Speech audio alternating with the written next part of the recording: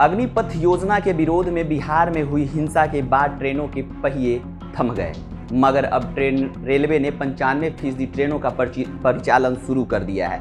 बची हुई 5% ट्रेनें आज से चलने लगेंगी।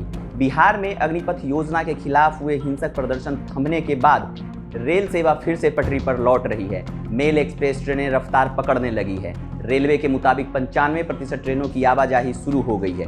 कोच की कमी और रैक के जहां तहां फंसे होने की वजह से अब भी 5% ट्रेनें रद्द है। गुरुवार को पटना गया रेलखंड पर पहले की तरह पैसेंजर ट्रेनों की आवाजाही बहाल हो गई। हालांकि कई रूट पर पैसेंजर ट्रेनों को पूरी क्षमता से न चलने की वजह से रेल यात्राओं की दिक्कत जारी है। शुक्रवार से सभी ट्रेनें शुरू कर दी जाएगी।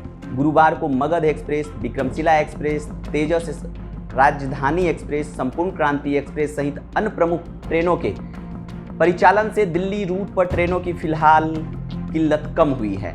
पूर्व मध्य रेलवे के CPRO वीरेंद्र कुमार ने कहा कि लगभग ट्रेनें बहाल हो चुकी है।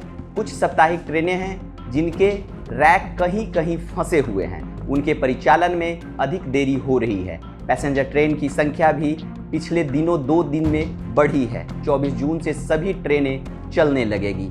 गुरुवार को लगभग 95% ट्रेनों की आवाजाही हुई है। चलिए अब हमारा प्रणाम स्वीकार कीजिए। मेरा नाम है मनीष। पटना गया रेलखंड पर गुरुवार को भी पटना हटिया ट्रेन रद्द रही। हालांकि इस रूट पर लगभग 98% ट्रेनों का परिचालन हुआ।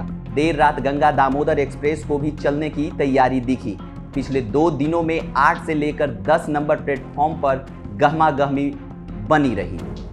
कामकाजियों की लाइन कहे जाने वाली इस रूट की पैसेंजर ट्रेनों में काफ़ी भीड़ दिखी। गुरुवार को 12,234, दानापुर राजगीर 13,236, दानापुर साहबगंज 18,623, इस्लामपुर हटिया 22,644, पटना एर्नाकुलम 14,223, राजगीर वाराणसी 13,233, राजगीर दानापुर रद्द रही। ब्रह्मपुत्र मेल भी गुरुवार को रद्द रही।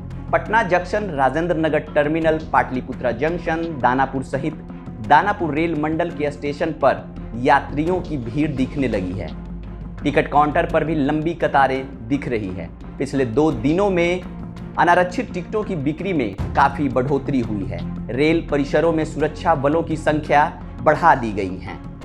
लेकिन अब धीरे धीरे स्थिति सामान्य होने से यात्रियों के साथ रेल प्रशासन ने भी राहत की सांस ली है। 1 हफ्ते तक रेल यात्रियों के परिसर में न पहुंचने की वजह से रेलवे प्लेटफॉर्म पर संचालित हो रहे स्टॉल संचालकों को भी काफ़ी दिक्कत हो रही थी।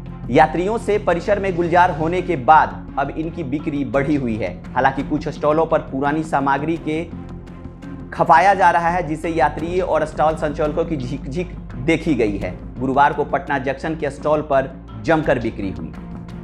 अगर आपने हमारे चैनल स्टार सोशल न्यूज़ को सब्सक्राइब नहीं किया है तो सब्सक्राइब कर लें, फेसबुक पेज को लाइक कर लें। धन्यवाद।